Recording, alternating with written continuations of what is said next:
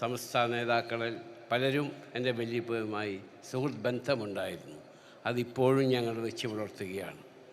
ഇക്കഴിഞ്ഞ ദിവസങ്ങൾ ബഹുമാനപ്പെട്ട ജിഫ്രി മുത്തുക്കോയ തങ്ങളും വൈസ് പ്രസിഡൻറ്റും എൻ്റെ ഓഫീസിൽ വന്നപ്പോൾ പറഞ്ഞു, നിങ്ങൾ വിളിച്ചാൽ ഞാൻ അങ്ങോട്ട് വരേണ്ടവനാണ്, നിങ്ങൾ എന്തിനു ഓഫീസിൽ വന്നു എന്ന് ഞാൻ അവരോട് ചോദിച്ചു. ക്ഷണിക്കാൻ വേണ്ടിയിട്ടാണ്.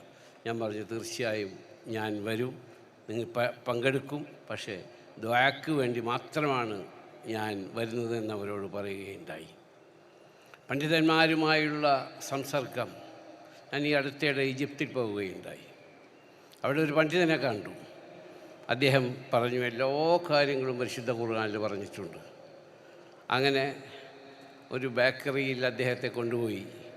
എന്നിട്ട് പറഞ്ഞു, ഒരു കഥ മാതിരിയാണ് അദ്ദേഹം എന്നോട് പറഞ്ഞത്. ഒരു കഷ്ണം ബ്രെഡ് എടുത്തുകൊണ്ട് അതിൽ എത്രത്തോളം ഷുഗറുണ്ട്, എത്രത്തോളം അതിൽ മൈദയുണ്ട്, ആട്ടയുണ്ട്, നെയ്യുണ്ട് എന്നൊക്കെ ചോദിച്ചപ്പോൾ പറഞ്ഞു, അത് ബേക്ക് ചെയ്യുന്ന ആളെ വിളിച്ച് അദ്ദേഹം ചോദിച്ചു എന്തൊക്കെയാണ്. അപ്പോൾ പറഞ്ഞു, ഞങ്ങൾ ഇത്ര കിലോ മൈദയിൽ, ഇത്ര കിലോ ആട്ടയിൽ, ഇത്ര കിലോ നെയ്യിട്ട് ഇങ്ങനെ ഉണ്ടാക്കിയത്, അത് 10 എണ്ണമായിട്ട് മുറിച്ചു, അതിൽ നിന്നൊരു കഷ്ണമാണിത് എന്ന്.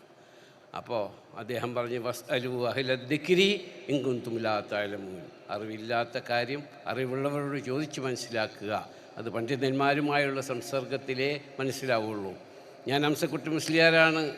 ഞാൻ താമസിച്ചിരുന്ന എൻ്റെ വീടിൻ്റെ തൊട്ടടുത്ത പള്ളിയിൽ ഇമാമായിരുന്നു ഹംസക്കുട്ടി മുസ്ലിയാർ. എന്ത് സംശയം ഉണ്ടെങ്കിലും അദ്ദേഹത്തോട് ഞാൻ വിളിച്ച് ചോദിക്കാറുണ്ട്. അദ്ദേഹം പല കിതാബുകളും റെഫർ ചെയ്ത് എനിക്ക് മറുപടി പറയാറുണ്ട്. എൻ്റെ ഭാഗത്ത് എന്തെങ്കിലും തെറ്റുണ്ടോ എന്നറിയാൻ വേണ്ടി ഞാൻ അദ്ദേഹത്തെ വിളിച്ചു ചോദിക്കുകയുണ്ടായി. ബഹുമാനപ്പെട്ട ഷേഖുൽ ജാമിയ അദ്ദേഹം എന്നോടൊരു കഥ പറഞ്ഞു.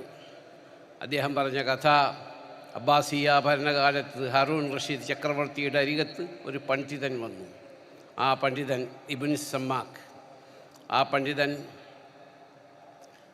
എന്നോട് പണ്ഡിതനോട് രാജാവ് ചോദിച്ചു, അല്ലയോ പണ്ഡിത വരേണ്യരെ, ഞങ്ങൾക്ക് എന്തെങ്കിലും ഒന്ന് പറഞ്ഞ് മനസ്സിലാക്കി തരുമെന്ന്. അദ്ദേഹം പറഞ്ഞു, രാജാവിനോട് ഞാൻ എന്താ പറയാൻ തന്നെ ഒരു കഥ ചോദിക്കട്ടെ എന്ന് പറഞ്ഞു. എൻ്റെ കയ്യിലൊരു ഗ്ലാസ് വെള്ളമുണ്ട്. നിങ്ങളൊരു മരുഭൂമിയിൽ വെള്ളം കിട്ടാതെ ദുഃഖിച്ച് കഴിഞ്ഞിട്ട് പറഞ്ഞു, നിങ്ങൾ വെള്ളം കുടിച്ചു, നിങ്ങൾക്ക് മൂത്രമൊഴിക്കാൻ സാധിക്കുന്നില്ല, നാച്ചുറൽ പ്രോസസ്സാണ്. അതിൻ്റെ മരുന്ന് എൻ്റെ കയ്യിലുണ്ട്, നിങ്ങൾക്ക് എന്ത് തരും, നിങ്ങളെനിക്ക് എന്ത് തരും എന്ന് വെച്ചപ്പോൾ എൻ്റെ പകുതി സ്വത്തും കൂടി തരും. അപ്പോൾ നമ്മുടെ സ്വത്ത് ഒരു വെള്ളത്തിൻ്റെ വില മാത്രമേ ഉള്ളൂ എന്ന് പറഞ്ഞ് പഠിപ്പിച്ച പണ്ഡിതന്മാരാണ്. അതിന് പണ്ഡിതന്മാരുമായിട്ടുള്ള സംസർഗം. എൻ്റെ പിതാവ് ഒരുപാട് പണ്ഡിതന്മാരുമായിട്ട് വളരെ അടുപ്പമുണ്ടായിരുന്നു.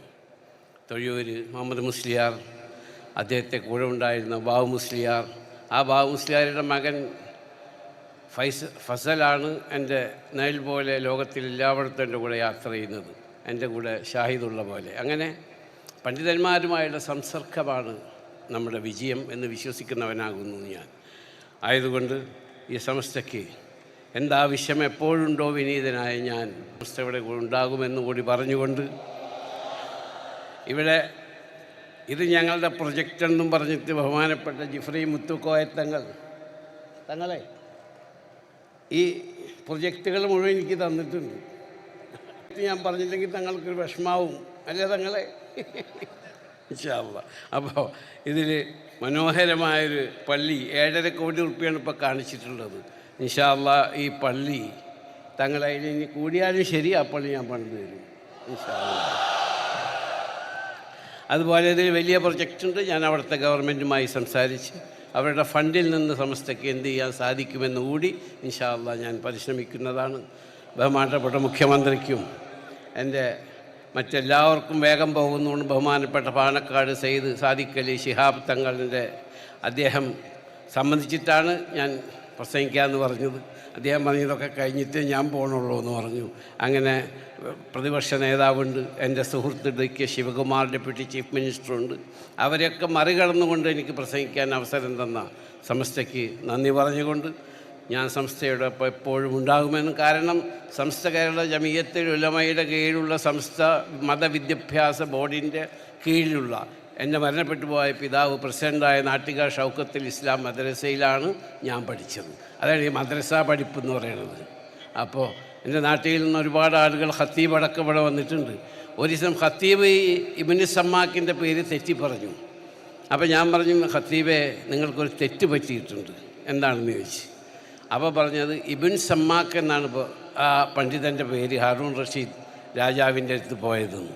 അപ്പോൾ അദ്ദേഹം പറഞ്ഞു ഞാൻ റെഫർ ചെയ്യട്ടെ. അപ്പോൾ ഞാൻ പറഞ്ഞത് ആലിക്കുട്ടി മുസ്ലിയാർ പറഞ്ഞതാണ്, ഏതെങ്കിലും തെറ്റുണ്ടെങ്കിൽ നിങ്ങൾ അദ്ദേഹത്തോട് ചോദിച്ചാൽ മതി. അദ്ദേഹം പിന്നീട് അത് തിരുത്തി. അപ്പോൾ പണ്ഡിതന്മാരുമായുള്ള സംസർഗമാണ് മനുഷ്യൻ്റെ അറിവ് വർദ്ധിപ്പിക്കുക. വസ്അലൂ അഹ്ല ദിക്രി ഇൻ കുൻതും ലാ തഅലമൂൻ. നിങ്ങൾ അറിവില്ലാത്ത കാര്യം അറിവുള്ളവരോട് ചോദിച്ച് മനസ്സിലാക്കുക. എനിക്ക് സെറ്റിനറി അവാർഡ് എന്ന സമസ്തയ്ക്കോടുള്ള എൻ്റെ അനർഹമായ കൃതജ്ഞതയും ചാരിതാർത്ഥ്യവും രേഖപ്പെടുത്തിട്ട് നിങ്ങളുടെ ദുആയിൽ എന്നെയും എൻ്റെ മരണപ്പെട്ടു പോയ മാതാപിതാക്കളെയും ഉൾപ്പെടുത്തണമെന്ന് അപേക്ഷിച്ചുകൊണ്ട് ഞാൻ അവസാനിപ്പിക്കട്ടെ. അസ്സലാമു അലൈക്കും വറഹ്മത്തുള്ളാഹി വബറകാതുഹു.